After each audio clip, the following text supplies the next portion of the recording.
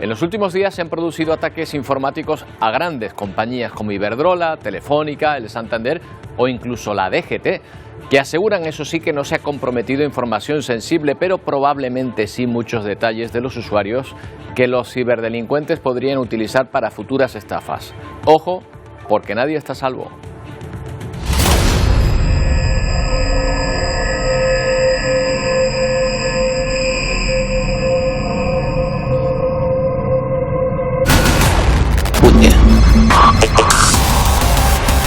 Y resulta además que España es uno de los países que más ciberataques sufre cada año. Ya no es algo tan simple como la herencia que nos prometía un príncipe nigeriano si le ingresábamos un dinero. Los estafadores que tratan de hacerse pasar por otra entidad pueden tenerlo más fácil gracias a disponer de datos como el DNI o nuestra dirección postal, por ejemplo.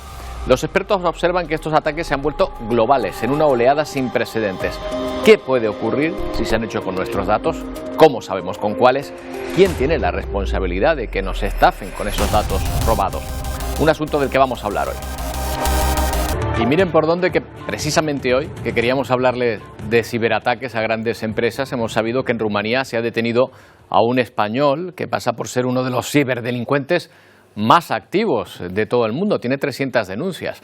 Esta detención coincide en el tiempo con varios sonados ciberataques de los que han sido víctimas grandes empresas de negocios muy distintos, como el Banco de Santander, Decathlon, Iberdrola, Telefónica, Ticketmaster o incluso la DGT.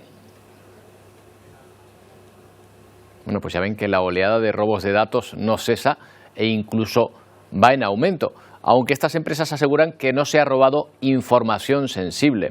Hablamos con Rafael López, especialista en ciberseguridad, director de Preventa Perception Point Sur de Europa, LATAM. ¿Qué tal? Buenos días. Hola, muy buenos días. ¿Qué tal? Cuéntenos antes que nada. Encantado de estar con vosotros. Encantado de tenerle aquí. ¿Qué es información sensible? O sea, ¿a qué se refieren estas empresas cuando dicen que no le han robado este tipo de información? Bueno, información sensible es realmente cualquier información que nos puede identificar, es decir, nuestro DNI, números de cuenta, nombre y apellido, dirección, número de teléfono. Esto es lo que está clasificado como información sensible y que normalmente las empresas, bueno, pues tienen que proteger de una manera muy específica. En el caso de los últimos ciberataques, bueno, pues ha habido filtración de este tipo de información, por desgracia. Bueno, robar las contraseñas ya sería un desastre, pero con los datos que hayan obtenido sobre los clientes, ¿qué podrían hacernos los ciberdelincuentes? Pues realmente pueden hacer muchas cosas y muy malas todas ellas, por desgracia. Normalmente todos hemos recibido, o sea, por ejemplo, en esta época, ¿no?, que es la campaña de la declaración de la renta, pues podemos recibir el típico correo electrónico que suplanta a la agencia tributaria, o incluso podemos recibir lo que son correos de phishing, ¿no?, cuando tratan de suplantar a una entidad. ¿Qué ocurre? Que muchas veces dicen estimado usuario, estimado contribuyente. Sin embargo, si ya tienen nuestros datos, van a poder hacer campañas de estafas muy a medida, muy personales. Te pongo un ejemplo. Pueden coger y decir, estimado señor López o estimado Rafael López, con DNI, etcétera, que vive en la calle tal, tiene usted una deuda con Hacienda. Es decir, ya pueden hacer unas campañas muy personalizadas que no solo para el usuario medio que no tiene conocimientos en ciberseguridad, sino incluso para los profesionales del sector, nos puede ser incluso muy difícil de detectar. Claro, y ¿están obligadas las compañías víctimas de estos ataques a decirnos, a advertirnos que le han robado, datos, y cuáles son esos datos que ahora tienen otras, o vete a saber quién? Sí, efectivamente, vete tú a saber quién. Posiblemente, bueno, pues grupos de cibercriminales que están vendiéndose y revendiéndose nuestra información. Están obligados por el Reglamento General de Protección de Datos. Tienen 72 horas cuando afectan a este tipo de datos sensibles a notificarlo a la Agencia Española de Protección de Datos.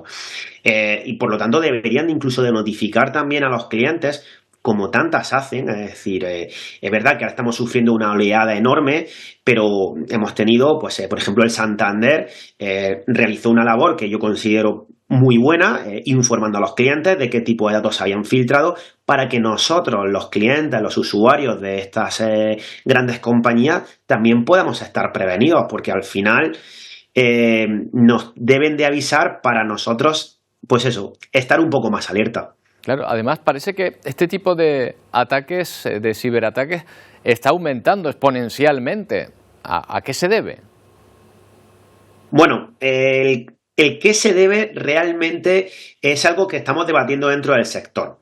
Ha coincidido en el tiempo, y esto es lo que se sale un poco de la media, la cantidad de ataques, sobre todo a empresas de IBEX 35, entidades locales, de servicios esenciales, todo muy aglutinado y todo muy focalizado en el tiempo. Aunque sí es cierto que haciendo investigación ya de manera más profunda, vemos que también hay lo que llamamos un refrito, es decir, que hay vulneraciones que han sucedido, por ejemplo, pueden ser en mayo, pueden ser en abril, pero todo ha coincidido ahora.